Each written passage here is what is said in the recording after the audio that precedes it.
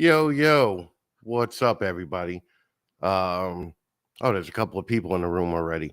Um, I'm thinking about starting a show, not calling out everybody that's in the room. I mean, does everybody fucking in the room really need the validation of your name being fucking shouted out on a fucking stupid podcast? I don't know. Can everybody hear me? All right. I don't even know. But do you guys really need the validation? Do I have to waste time saying, "Hey, pandemic pythons, what's going on? Hey, Roger Kramer, what's going on? Hey, Luke, what's going on? Do you know that your wife is a guest tonight?" And fucking let's see, Shane, Josh, fucking Will's hella heat, fucking Tom. I mean, is that good? Fucking Jana, Val, Mike, fucking Uncle Mike. Thank you for coming. Fucking kitties right here. Is that enough? Is that enough validation for everybody? I hope it is because fucking who? Oh no, Chris Blocker. I can't hear. Oh Jesus Christ! All right, let's see. Can you hear now? All right, fucking Luke is all right. Luke is the man. All right. Anyway, let's just check out some of the sponsors. We actually got a new sponsor this week. So listen, Shamir Bernard, if you fucking want a quality ball python, you go to Shamir Bernard from Royal Black Balls. Fucking, he's the best fucking dude. He's the best fucking travel partner. I'll fucking tell you that. Let's see. Yeah, okay. All right. I forgot Leviathan. I'm sorry. Look who's here. Listen to this. Oh yeah. Fuck you with the amateur hour. Yeah, I'm your podcaster's favorite podcaster. Fucking douche. Okay. Anyway, Leviathan Snakes. What's going on? Anyway, Royal Black Balls. Listen to this. The only thing better than black balls are royal black balls. That's what I'm saying. I mean, not from experience, but that's what I'm saying. Um, Anyway, Royal Black Balls, go to them, okay? If you want a fucking quality ball python.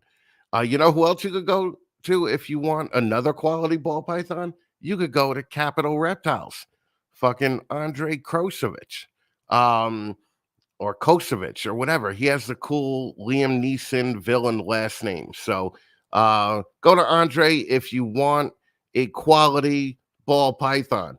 He's Andre is fucking super cool. So fucking go to him. Look at this. Gray Family Snakes, Axanthic Pieds. If you want a quality Axanthic Pied, you go to Roger and Lori over at Gray Family Snakes. Okay, fucking get your shit together. They're two of the nicest people in the fucking world, man. Patrick McKnight. Patrick McKnight is sponsoring literally like fucking everything I do. I love the guy. If you happen to need a quality ball python, you can go to McKnight Stables. McKnight Stables has some big news coming up, and he's going to come on the show again, I think, next month, I believe. I'm going to change it up now.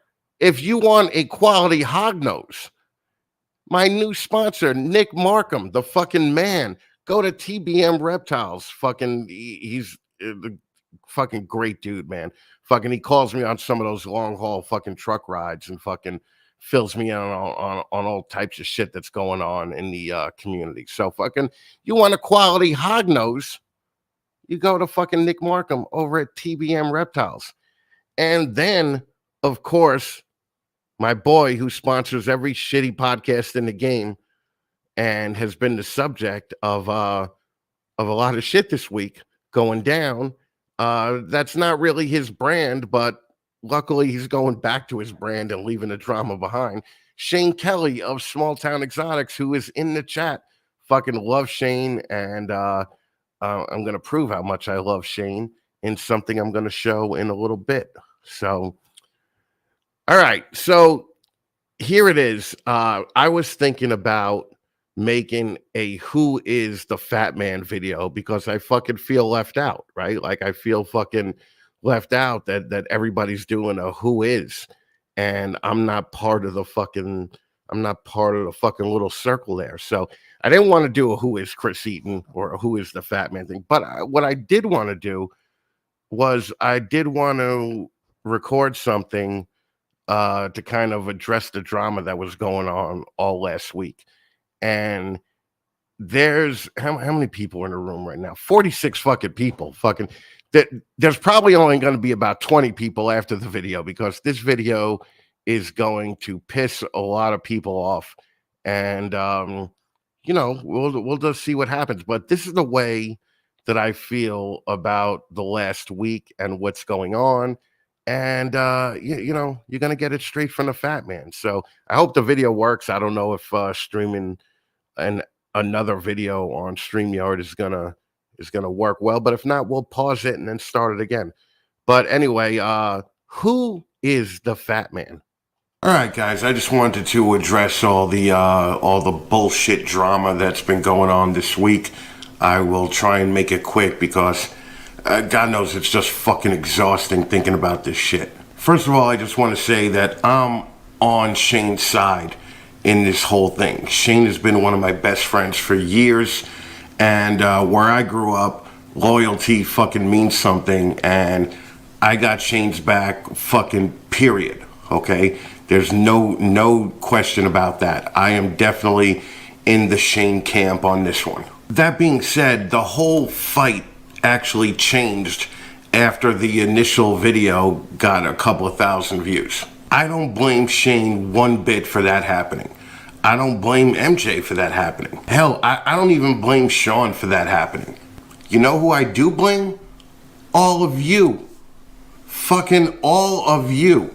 All of you who fucking allowed this bullying and fucking bullshit to go on for fucking years before you decided to do anything about it, and you only decided to do anything about it because one guy fucking stood up and did it. All of you for taking sides in something as stupid as a Reptile fucking podcast before this thing even got started. All of you who sent fuck you messages to the sponsors of MJ's show, some of which are actually my sponsors, instead of just taking a minute to send a professional fucking email that they would actually read. That last one is the first step in fucking cancel culture, and I will have nothing to do with supporting that. I actually find it funny that the same tactics that MJ was using, as soon as the other side got the upper hand, they started doing the exact same fucking thing, only leveling it up and going after sponsors. Do you realize that the sponsors are the only big companies putting money into the actual Reptile podcast space? They're the ones that give you the chance to listen to me or MJ or fucking Cusco or Kaufman, all for free. Do any of you guys want to help pay for the fucking cameras, the fucking hosting space, or any of the myriad of fucking expenses that we pay out of our pocket weekly? No, you don't. Do you want to drop me some cash, Creative Carlofus, or whatever the fuck your name is, every week? No, you don't. Do you, Will's Hella Heat, you fucking podcast whore? No, you don't. It's the fucking sponsors that make our dumb, made-up job possible, and our Patreon members. I want to also note that none of the bigger companies need our fucking dumb shows to promote their products. Never once did I get a call from Reptile saying, "Hey Chris, we sold 500 bricks this week thanks to Skinks and the Fat Man." Not once did John Lehman ever call me and say, "Man, Chris, sales are going fucking crazy on Morph Market this week, and it's all thanks to your show." They're doing this to support podcasting in the Reptile community. If you have a problem with any of the sponsors supporting any of our podcasts, write them a fucking professional letter and explain why. They don't have time for fuck you emails. All that's going to lead to is them sponsoring nobody in this space, because the hassle to them is just not worth it. Should MJ make amends for the constant fucking parade of bullshit, bullying, harassment, and damage that he did to other people during the course of pretty much all of 2022? Abso-fucking-lutely he should. I honestly think that he pushed fuck around and find out just one step too far. I hope this was a fucking eye-opener for him and he changes the way he does things over there. But all these calls for canceling Trap Talk is a reminder that it could have been me in the same fucking situation had I not held back in certain shows. I sincerely hope that MJ learned his lesson, and due to the rapid growth of this fucking thing, I'm pretty sure he has. But again, in no way am I going to be supporting cancel culture at all. So really the last thing that I want to say is, if you don't like MJ's podcast, if you don't like my podcast, if you don't like Sean's podcast, fucking find one of the other 175 podcasts that there are out there about reptiles. Just leave quietly and show your support for them. How about this? Just don't be a fucking dick and shout from the rooftops how much you hate us. Nobody fucking cares. All right, so that's my feeling on the whole thing. All right? Fuck you, Snowflake, you annoying fucking dickhead snowflake motherfuckers. Matter of fact, what I'm gonna do is I'm gonna be even more of a douche and a fucking cancel culture anti guy by saying that on this show I'm only gonna bring hot women on, just so you know. Okay, so there's only gonna be hot women on this show. The fat ugly ones don't even bother. Okay, I'm not gonna ask you. Okay, the bottom line is that we're just gonna have hot women, and maybe I may have Mike Stefani on, so you have two fucking hot guys on here to fucking drool over. But you know, if you're fat and ugly, fucking, you're not gonna get X'd. And we're gonna start that by bringing probably one of the hottest chicks that I've ever seen in my fucking life on. Boom. Fucking Emma from Lizard Morphs. What's going on, Emma? I'm good. How are you? I'm all right. A little bit fucking aggravated by all this shit going on. Now, we had talked the other night, and you had an interesting take on the shit talking here in America, right? It doesn't go on as much there, right? Yeah, there's a little bit of it here, but I think just because the hobby or the industry is smaller, obviously there's less input, which means there's just less in the cesspool floating around. So so my take really was that I don't buy into any of it. I don't watch most of it. I don't know who's who because I'm too busy enjoying my reptiles to give a shit about anyone else's reptiles. I don't need to see what you do with your animals. I don't care what you do with your animals. And I think as well in your intro, you made an interesting point that, you know, this made up job. And I think it is a bit of a made up job. And people think that because they've built themselves a soapbox and stood on top of it, that they can suddenly imagine that their opinion of people is important when it's just some guy's opinion. So I just think they inflate their own egos a bit because suddenly they're on the interwebs. And I think everyone has to remember that they're just a guy who keeps some animals and enjoys it. And I know that it's people's businesses, and that's where it starts to get, you need to have a presence for your business, but you don't need to trash talk people for your business. Well, yeah, and probably the thing that most people don't understand is that all of the podcasts could disappear tomorrow, and it wouldn't make one lick of difference in the shipping business, or like Redline or Canovo or Reptile. Like nobody gives a fuck, okay? But some people, there's a lot of fucking psychos out there. Not anybody in this room. All of you guys are great, but there's a lot of fucking psychos out there that follow these dudes like they're fucking Jesus. Like I just saw one today, like a Puerto Rican thug guy from fucking New York was just fucking defending not really defending, but coming out and saying how important his opinion was. And I'm like, dude, you have fucking 30 views on this video. You know, like your opinion is not that fucking important at all. So stop treating fucking podcast people like they're the next coming of fucking Christ. Yeah. And I think as well with reptiles in particular, there's so many different opinions which conflict with each other. You know, I mean, okay, I breed bearded dragons, and the bearded dragon community is pretty toxic. That's why I try to hide from the internet. But, you know, people will say don't keep water in there. People say don't have a loose substrate. People will say, I mean, there's just all these, you know, don't peel their shed off. There's all these really, really strong opinions, and people honestly believe that it's going to be so horrible for the animal. And yet there's, you know, half the planet is doing the opposite opinion, and they have these really wonderful, healthy, happy animals. And it's just like, well, I don't know where you get this such a strong opinion from when people are having wonderful success and enjoying their animals and having a great time doing the opposite of your advice. Like, maybe you should question your opinion. That's the thing, is that everybody, if somebody does something different, it automatically gets put into the category of the wrong way in your head, right? Like it could be totally different than you do it, and the animal could be fine, and they still will trash you and think that you're wrong.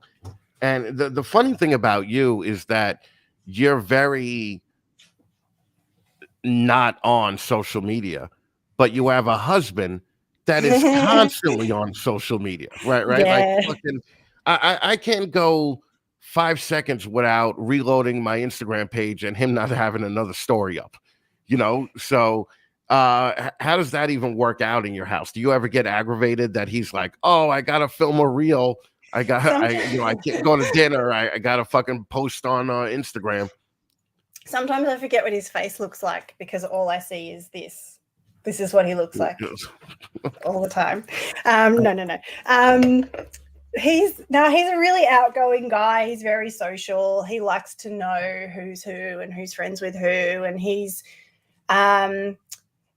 someone who has never done anything by halves. So, you know, like Luke took up weightlifting, and of course he had to do that until he won 4 world titles in powerlifting. And then he took up running, and he had to do that until he was the, you know, won all the 100-kilometer races. Like, he doesn't do anything by halves. He's all in obsessively, or he doesn't bother.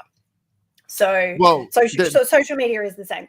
Yeah, I figured that, but I think the important lesson to be learned from that is you could do all this running and weightlifting and win titles and win marathons and still end up having like a fucking chunky little dad bod, and fucking once you hit 40, it's all over. Now that's going to be the other thing I'm going to ask, because he has to be a charming fucking, in the past, good looking, in shape guy, because he pulled in you. Like how did that even happen? How did you meet Luke? And were you just like, holy shit, I gotta fuck this guy right away? Or were you just like, damn, this dude is fucking really not my thing, but I'll give him a chance for charity? I've hardly heard anything you said since the words "it's all over at 40." Because I turned 40 like 3 days ago. Yeah. Is it? Is it really? Well, first of all you degenerates in the chat wish Emma a happy birthday. And how the fuck is she 40, right? She's hot as fuck. You look like you're fucking 26. So how is it that you're doing everything right and your husband is doing everything wrong? No, I don't think he's doing everything wrong. I think so we met, we've both been married before, and we met sort of right at the end of both of our previous marriages. And so this was when he was running, but he'd been weightlifting, and he owned the gym in the town where we both lived. And I was waitressing, and he used to come in with a whole bunch of the weightlifting guys from the gym. And they were friends with the chef in the restaurant and everything. So, you know, they'd come in, and I was waiting their table. And And I didn't know this at the time, but apparently he said to his mates, I'm going to fuck that waitress. And Luke is a guy who always gets what he wants. So he made it work. He made it happen. No. So I think he must have said to the chef that he liked me. And I think the chef and I were talking about him. And I was like, yeah, he's a really cool guy. You know, I really like sort of people with confidence like that. And then when I left my husband, the chef went and told him, said, you know, that waitress that you like, you should hit her up on Facebook. Yep. Man, I think that's the first time in history that a guy telling his friend, you see that girl, I'm going to fuck her, has ever worked. Because that doesn't not work. happen? I've tried that probably thousands of times. Okay. Maybe it's just me. All right. Yeah, Luke must have. Everybody thinks that Luke has a giant dick, and I'm like, yeah, that probably could be, you know. But the charming and funny thing works a lot with you fucking hot chicks, huh? I think it's a confidence thing. No one has as much confidence as Luke has, so I think chicks like confidence.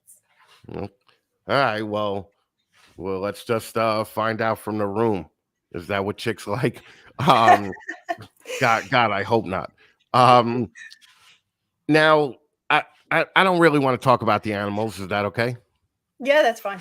Okay, because they're skinks and they're bearded dragons, right? So, I mean, nobody gives a fuck. But you guys do have cooler skinks and bearded dragons down there than we have here.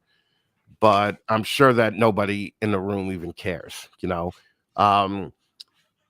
You fucking you have babies in weird ways down there, right? So talk to me about that a little bit, because when you told me about that, I was just like, I didn't even think you could do that. Okay. So you don't have any kids at all, do you? No, I have zero kids. Fuck them. Okay, yeah. Right. Yeah. See, I didn't know.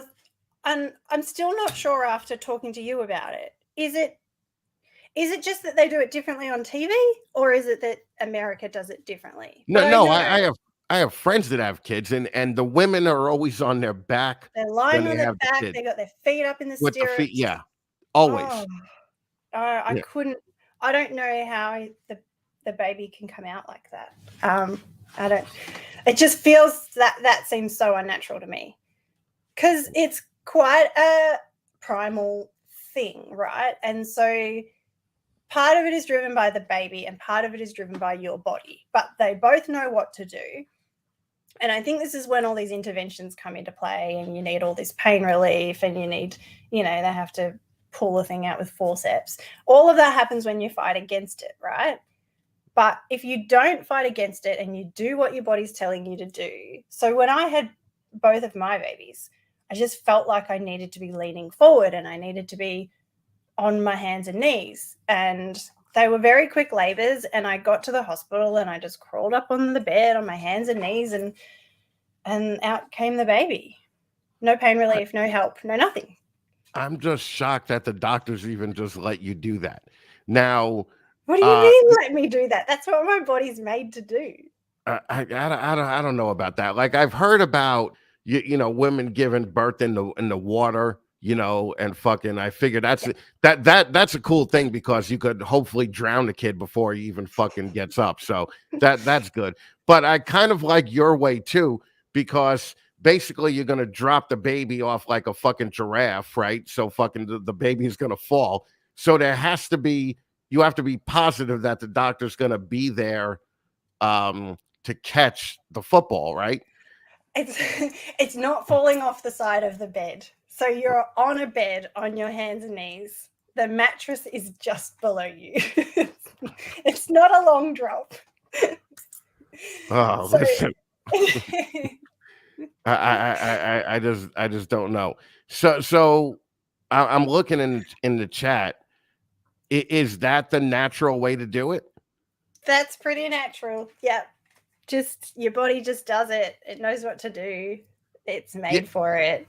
And again, like I don't want to like put women down either, but I really hate when people go, "Oh my God, women are so amazing. They give birth and they do that." I'm like, that's not amazing. That's what you like. Is it amazing that you breathe?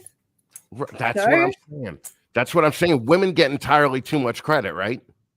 Well, it's like, I think it's certainly something that, you know, you go through it a few times in your life, and you wouldn't want to do it every week. That's for sure.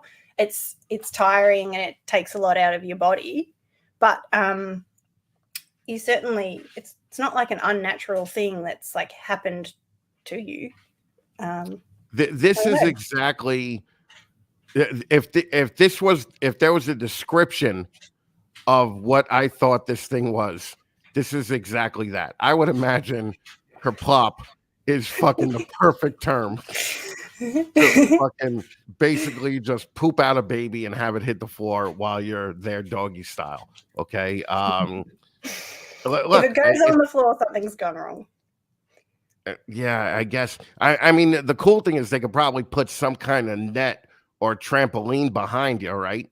So that the baby just fucking lands in the net like Deadliest Catch, or fucking bounces on the trampoline like a fucking jerk off 6-year-old. So I get that. I just think that it's weird that, like, I've never seen that. I've never seen a woman go into the hospital and be like, "Doc, I'm pregnant," and he's like, "Get on your hands and knees, bitch." So it's definitely a weird thing.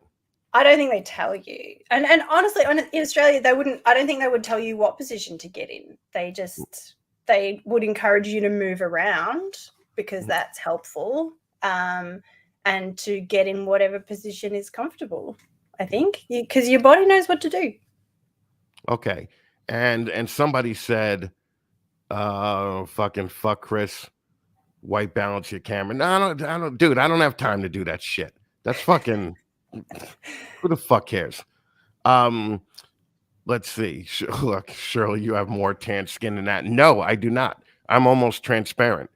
All right. So you poop out babies in Australia on your hands and knees. Mm-hmm. Were you doing the gym stuff prior to the pregnancy, or did you do it after? That was after. It was after. So I didn't grow up with any real sport. Like I played like one season of soccer, I did a little bit of dance here and there. And then, my first husband doesn't really do sport either. And then I had both of the babies and sort of wanted to get fitter, and I'd started running.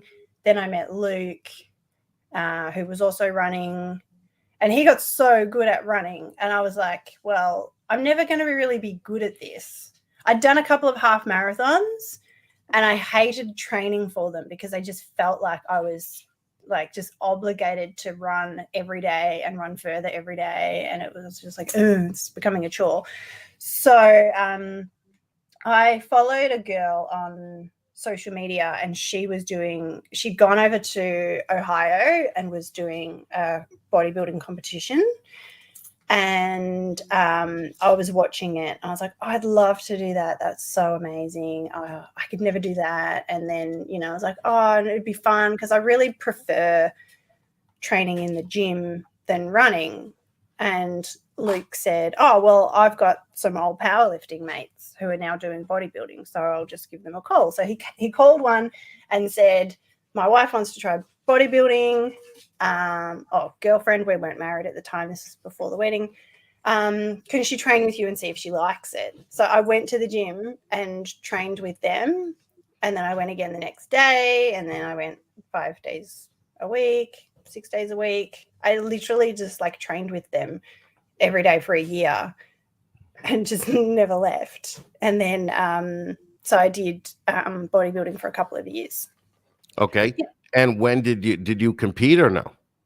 I did. Yeah, I did. I think 3 comps over a couple of years. Yeah. Okay. All right. So I just want people to know that fucking if your wife is sitting on the couch right now and she's all fucking chunky and fucking eating popcorn and bonbons and she's fucking 38, Emma is living proof on what you could do after 3 kids. Like guys, all your hideous wives right now have the possibility to look like Emma, okay? But they don't. You know why? Because most women are lazy. No, I'm not going to stand by that. But fucking, um, what you, you did all this dancing too. What did that happen before the gym, Emma, or did that happen after the gym, Emma? The Irish dancing? Yeah, the gay little river dancing shit, the Michael Yeah, so that was when Flatley I was a shit. teenager. Oh, Yeah, I way was in back high when. school. Yeah, and had like no sport. And my sister played soccer, but I was like, I'd tried sports and was like, no, I don't like this, don't like that. Just nothing really, not a team sport sort of person. I'm a bit too much of an introvert for that. So I saw Riverdance on the TV and was like, oh my God, that's awesome. And so Jesus. mum, so awesome. The things we liked in the, what was that, 90s. So mum looked up where can you learn to Irish dance, and she found these classes with this little old lady who'd been Irish dancing her entire life and was, a member of the Irish Dancing Association in Dublin or whatever. And she she was like in her 70s, and she did this class. It was like beginners and adults and children and just all completely mixed. But whoever wants to come along just pays their money, and she just teaches you all the dances, and she does them all, and she's like 70. And I looked her up recently, and she's still alive. And I think she still gets on the train and travels around and does all the Irish dancing. So what is she, stuff. like fucking 90 and river dancing on the subway? Yeah, I don't know if she still does all the steps. She did when I knew her, but she still travels around and does, I think she does the exams and things like that for the kids, and I think she'll just never stop. Well, she's gonna stop soon. I mean, that's inevitable, right? I guess it is, but she seems to just defy logic.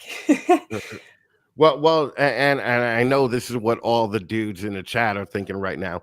Do you river dance for Luke in the bedroom? Nah. No. He's never seen me dance. He's never seen you dance, really? No. Okay. Can you river dance for us right now? Nah. No, you're not going to do it. All right. No, that's not happening.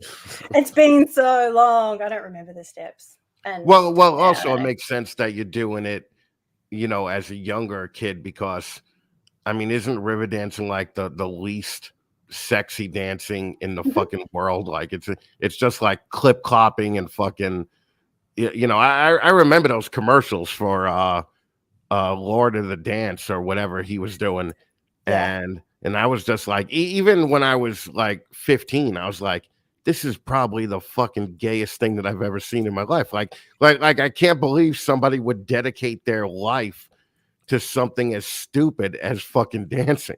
So, but then I went to my first strip club, and I'm like, man, I'm glad this girl's been dancing for a while. Now I get it. Yeah. Now I totally get it. Yeah. Now, all right. So going back up to current Emma, what is your role in Lizard Morphs? What do you do there? Okay, so in terms of the Lizard Morphs social media and the Instagram, I don't really do anything. Sometimes I hold an animal while it's filmed. Okay, all right. Yep. No, but in terms of Lizard Morphs, Luke mostly does the blueies, and I mostly do the beardies, and we, that's sort of where our interest and our passion is, and we help each other with the day-to-day stuff, but mostly it's like the dragons are mine and the blueies are his, and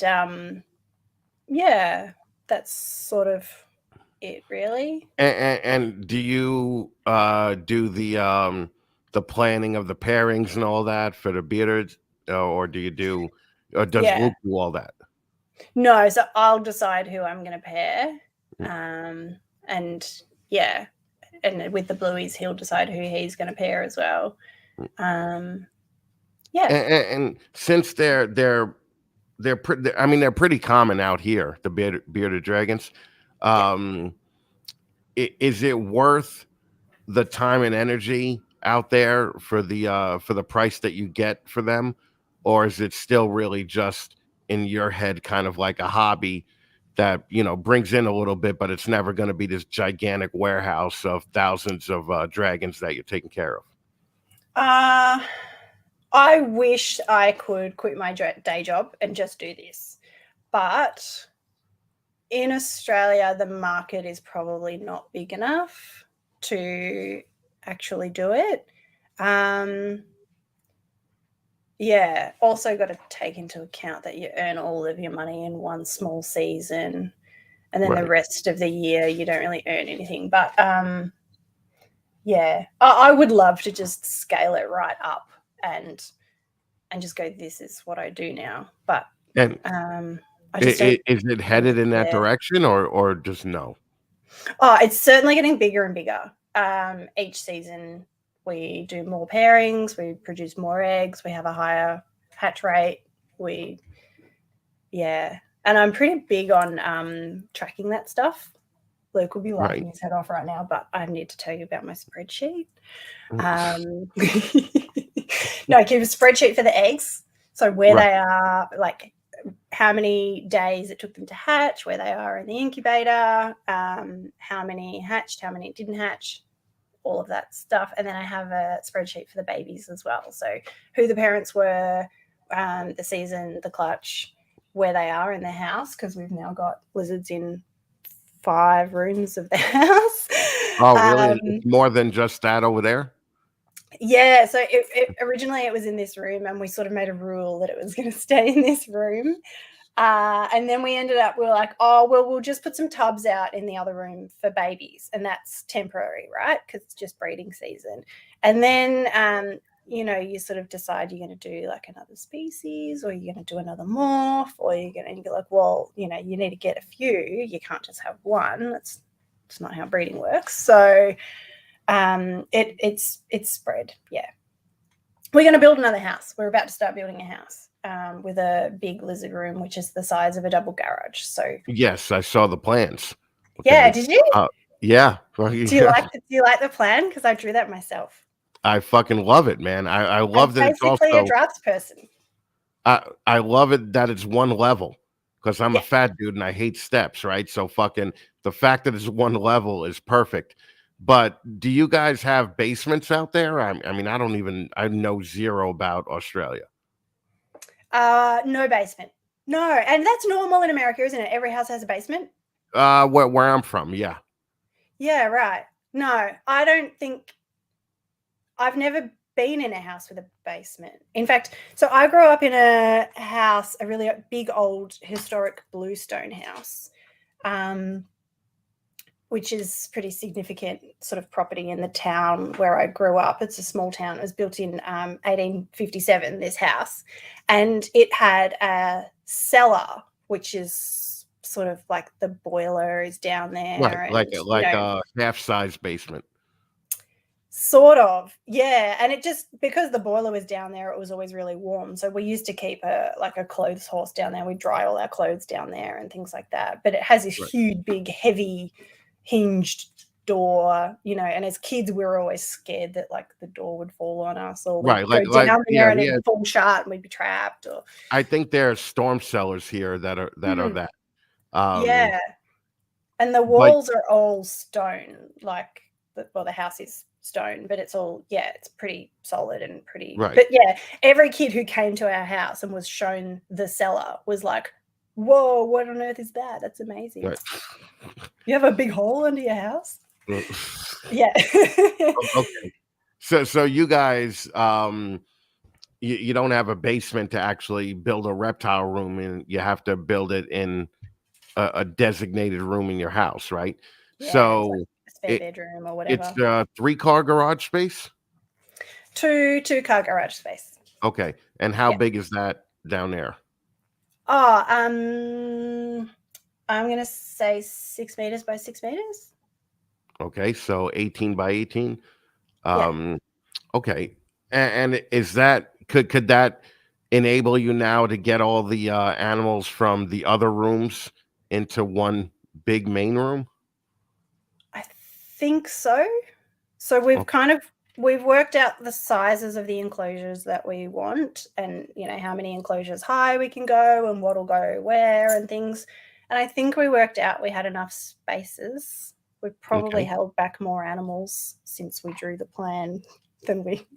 I think it'll fit. I don't know how it won't fit us forever if we keep scaling up, And, but that's and okay. how long off is this? We're going to start building soon, so it should be built this year. This year. Okay. Mhm. And is it in the same town? Yeah. Okay. All right. And do you guys have family in that town? That's why you want to stay, or is it, is it No. a particular reason? No, there's really nothing that ties us to this town, but we're sort of a good in between everything. So, because we've both got 2 kids each from previous relationships, so our kids are back and forth a little bit. So we have to be located reasonably close to the kids, reasonably close to work, and then you want to be fairly close to Melbourne as well, so you can go and do stuff. Right. Yeah. And you're working right now too, right? Hmm. So Yeah. so this isn't your full-time gig. What do you do? So I work for a company that makes laminate and board products. And it's I just want to point out, yeah, I know what you're going to yeah, say. the way you said laminate is completely different from the first time we talked about Yeah, laminate. because Okay. that was totes awkward, and I don't want to go there again. So Chris thought I said lemonade, and he was like, "Why is there a call center with all these people who need to take all these phone calls about lemonade? How complicated can it be?" I was like, "No, it's laminate. Laminate." No, that's interesting. But you know what's nice? It shows that you could adjust to fucking dumb American when you need to. So Yeah. y- you're definitely good at that. And you're in a call center there. Is that what you do? Yeah, yeah, that's right. And I'm not used to a call center job. I haven't had one before, and it's a little bit tricky because I don't like taking phone calls. But I'm in a team where we look after our sort of key account customers. So the ones that spend a lot of money, they get their own customer service person. So I'll have a portfolio of my own customers. So most of my calls are from them rather than just the general inbound calls, which Right. makes it And tolerable because I like my customers. oh God, you don't have to say that. Nobody's listening now. No, Um, honestly, and I like customer service. Like I like building that rapport and knowing your customers. And when they ring, you know the name of the person, you know what they're calling about, you know it's this color they were asking about yesterday. You've found them some stock, and you've got the answer ready for them. I like that. So yeah. well, who do you like more? Do you like your Reptile customers more, or do you like your Lemonade customers more? Well, it's funny because I don't deal with Reptile customers. Luke Oh, does you that. know, you just send Luke out to collect the money. Yes. Yeah. Yep. Yeah. They're the He worst answers the people in the phone world. calls. I know. I know. Yeah. And we don't do much retail now just because the amount of conversation you have to have with one person just for them to hopefully buy something it's so arduous. And you might have 200 text messages with someone, and they want to see 30 different photos, and they want to see photos of the parents, and they want to see oh, what did it eat yesterday, and has it pooped this week. They want to know all of this. And then if they do go, and then they're like, oh, well, can you do it cheaper? And then if they do end up buying the animal from you for the next 2 years, they're going to be messaging you going, oh, am I allowed to feed it kale?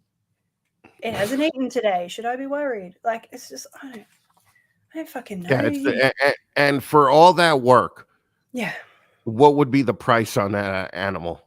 Oh, well, it varies a lot because, we're dealing with different genes and things. But a lot of the time, it's a wild type looking, Like a normal, it's not a visual. It's right? just, it's a poss head, or it's, you know, they want a pet for their kids. So that they're not buying a $900 animal. Sorry to talk in Aussie dollars, but I don't know your money. I don't know what the conversion is.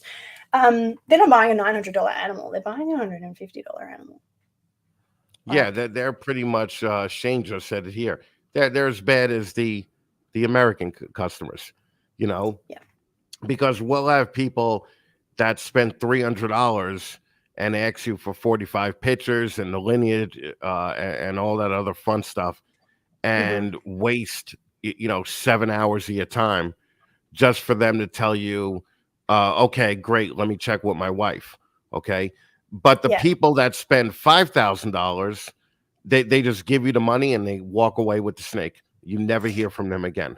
Yeah, because they're going to spend $5,000. They know what they want. They know what they're going to do with it. They have a plan. They already know how to take care of it. You know, they know their shit, right? So they're not that needy customer, which is, yeah. So I guess in that sense, you know, just stick to the top end stuff. But you end up with, you know, you can't just produce expensive shit all of the time. Right, but you have byproduct there as much as we have it here, right? So you have to get rid of, it's not worth holding a $90 dragon for fucking 4 years, No. So, and that's the other thing as well. So we will sell wholesale now because if you sell it wholesale, you don't have to keep it for as long and feed it and care for it. And, you know, the dragons will nip each other and, all that sort of stuff. So there's lots of things that can happen while you're holding these animals as well. Whereas you sell it wholesale, you can just move it on much younger and it's done. So right. Now are you afraid, like, what's your love level of the animal? Because most of the time when you sell wholesale, you're basically just saying to the wholesale buyer, here, you kill it, or here, you sell it to somebody else and they'll kill it. Do you care about that, or are you removed enough, from the thing to just know that probably half of these things are gonna, if they're in a pet store, they're gonna drop dead at some point? Yeah, we care about it enough that, if we see a store that's like, it's pretty gross in there, it looks all a bit like they're not looking after the animals, or, there's a dead one in the enclosure and it looks like it's been there for 3 days. I don't know.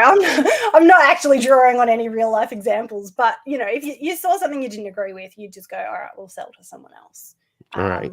We want our animals to go somewhere that we think they are going to be looked after. And I mean, we've got stores that we'll go into completely unannounced, and no shit, every single time we've been there, there's a guy walking around putting salad in bowls, handing out bugs. Like, they're just so hands-on all the time. Right. And we can't even seem to catch them unawares. Like, if we tried, we're just like, no, every time we go there, they're hands-on caring for those animals. And then there's other places we've been to where, you might spend an hour in there chit-chatting, and in that hour you don't see a single person doing anything for any animal. It's just like, okay, they're just stock.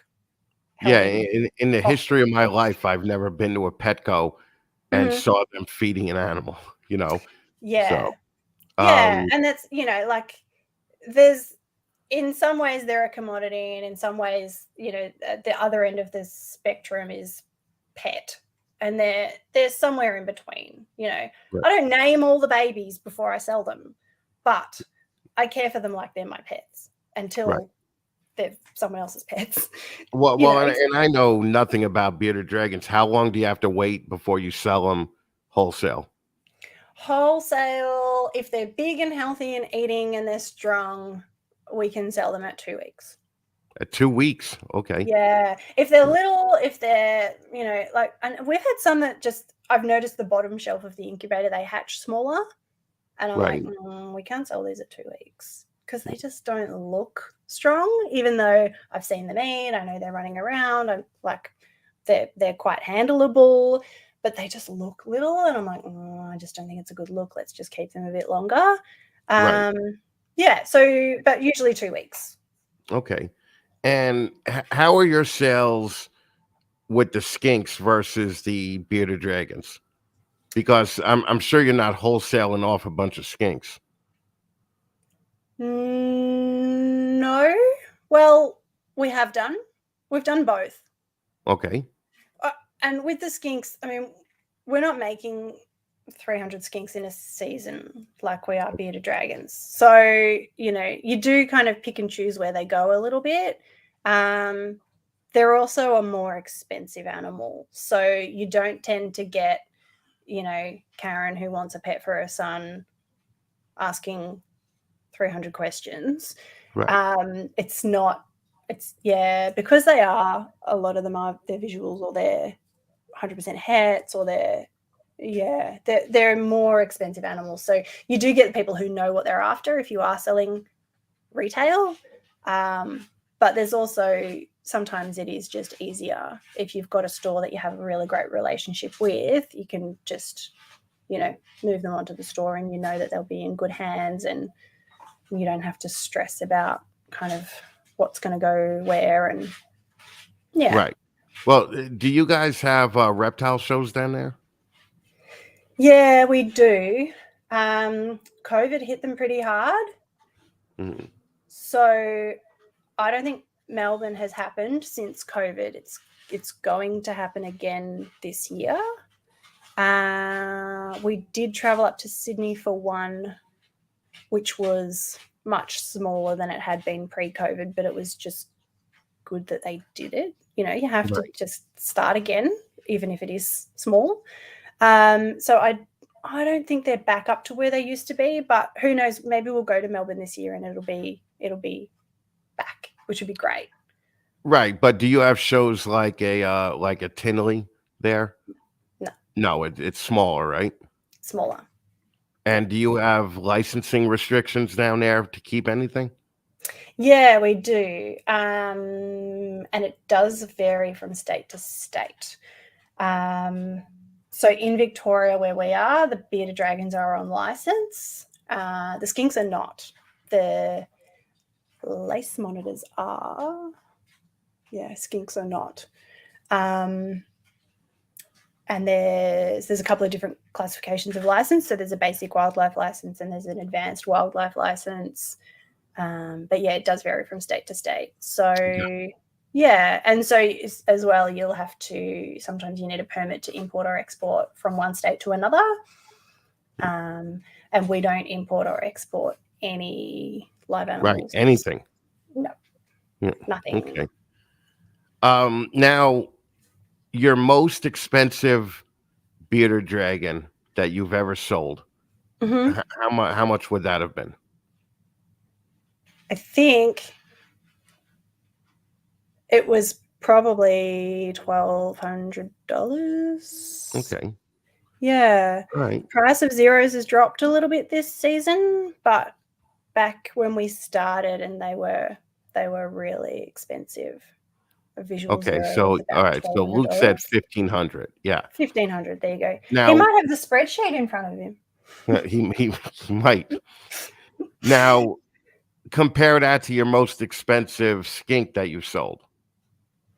Oh, skinks are more expensive. Roughly? I'm going to say 2,000 for the most expensive skink. 2,000. Okay. All right. And roughly how many skinks do you produce a year? 2.5. He's just corrected me. 2,500. The skinks vary. It varies a lot. Sometimes we'll have really good seasons with the skinks, and we've had litters of 13 babies. And then other times it's just like everyone seems to miss, and you've paired all these animals and they don't do anything. Yeah, it's really hit and miss, the skinks, which makes it really rewarding when you do get babies. And sometimes it's a bit of a surprise. They'll go a little bit longer than you expect, and you go out for the day and you think, yeah, that lizard that's just fat. You come home and you're just like, oh my God, there's 13 babies in there. Oh, yeah, I know. Yeah. Luke recently did about 30 fucking videos on that black clutch that you had. Now what's the price difference in those versus a normal skink? Oh, huge difference. So like a normal one that's not visual for anything is just like a few $100s in a pet shop. Okay. Depends if it's like het for multiple genes, but yeah. So anywhere it could be a few $100s up to $2,500. Okay. Just depending on what's in it. Is that $2,500 price point the average for that type of skink in the country? When you say the average, do you mean like average? I mean, like if other genes people that were in it? Yeah, if other people produce the same black thing, do you guys try and maintain the price? Yeah. Okay, you do. Because in America, if people get the exact same thing, that they'll sell it for half the price, of the other person that did the same thing just to get that money. So is the Australian market like as cutthroat as the American one? And I know probably it's not as widely known because it's a smaller, piece of the puzzle. Yeah. But I'm just curious, like how many dicks have you run into that you were just like, I can't believe these people are producing animals and selling them, versus how many cool people did you run into that you say, oh, these people are producing animals and selling them?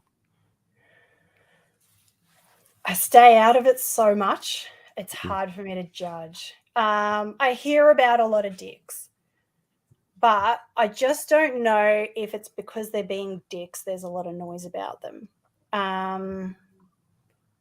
But I think just based on people I've met, I feel like it's a bit 50-50. You either meet someone and you go, yeah, cool guy, love what they're doing, that's great.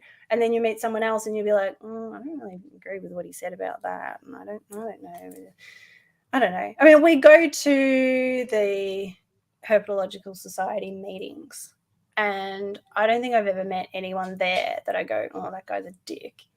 They're all pretty nice, like, right. Supportive. They all like pump each other up, and it's a really nice community. But the online stuff, and I think as well the selling to the pet stores, there's a bit of like, I do get a sense that there's talking behind each other's backs with the stores. Oh no, so really? Well, but not just the stores talking about each other. The stores will kind of talk to one breeder about another breeder, and then it kind of makes you go, well, I hope they don't say that shit about us when the next breeder comes in. How would I know? And the only way you can know is just to be perfect. But just to 100% do your best and cover all your bases, and really just keep your powder dry. All right, look at this. Tina, listen, don't give me money, okay? I know this is the only live that's not begging for fucking super chats to pay my fucking bills. I have a job. Don't give me money. It's okay. I appreciate it, but don't fucking do it. Fucking, I don't want your people's fucking money. Fuck that. That's fucking a shitty position to put people in. Okay, so Emma, tell people how they could get in touch with you if you want. They can get in touch with Luke by hitting up the Lizard Morphs Instagram page. Right. So you don't want to give out your personal one. Do you know what? There's a link to my personal one on the Lizard Morphs page anyway. So if someone wants to follow me, they can do a little old-fashioned investigation and they can find it pretty easily. All right. But I honestly, I don't really post anything, so my page is pretty boring. I should post more, but I'm not a photo taker, Yeah. I'm just no. I do shit, and it never occurs to me I should take a photo of this. Right. No, I get that. I just want to say, Courtney, this is why you have no friends, okay? Because you don't listen, okay? That's all I'm saying. Holy Jesus Christ. Okay. Now, I don't know if Luke could hear me, but Luke, if you could hear me, come in the room real quick because I just want to give a visual demonstration of something. You know he's going to come right in. And look, and now I'm Sweet. going to tell him fuck him. Okay. All right. So that got that. Okay. So I just wanted to prove is so for all you fucking hideous dudes out there, you have hope, okay? To get oh God, Jesus Christ. That's Luke, I cannot unsee that now. Oh. No. Mm. Listen, make Too sure he far. washes his hands before he touches your face Oh, again. Okay. always. Uh, Emma, thank you so much for hanging out with me. Okay. And thank you for wearing the shirt. Fucking your boobs look incredible. You look incredible. And this is the only type of woman I'm gonna have on this fucking show now. Okay. Because fuck you, cancel culture people. And if you're a hideous fat fuck, you're not gonna be on. I don't know what to tell you. That's how we're gonna roll here now. But Emma, thank you so much. And just hang out in the room for 5 minutes while I close everything out, okay? Sure. Thank you, babe. Thanks for having me. No problem. Thank you. All right. So, I mean, that was fucking Emma. How fucking insanely hot is she, right? That's all you're gonna get now. That's all you're gonna get. We don't talk reptiles really, but fucking we have hot women on, and we have several more in the fucking pipeline, and you're gonna see another one in 2 weeks. All right. So fucking complain about that, you fucks. Now, anyway, let's just get past the fucking drama. All right.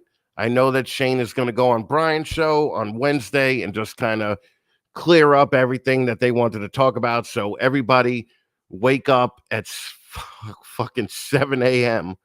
Eastern Standard Time and watch that fucking show because I basically think that Shane is just gonna finalize everything and kind of move on with everything, and maybe we could spend the rest of the year not going through fucking bullshit like we went through last week. So, all right, guys, thanks again for hanging out with me. I hope you guys had a good time, and I'll basically see you again in 2 weeks. I'm gonna play this stupid bumper, and then we're done. Thanks.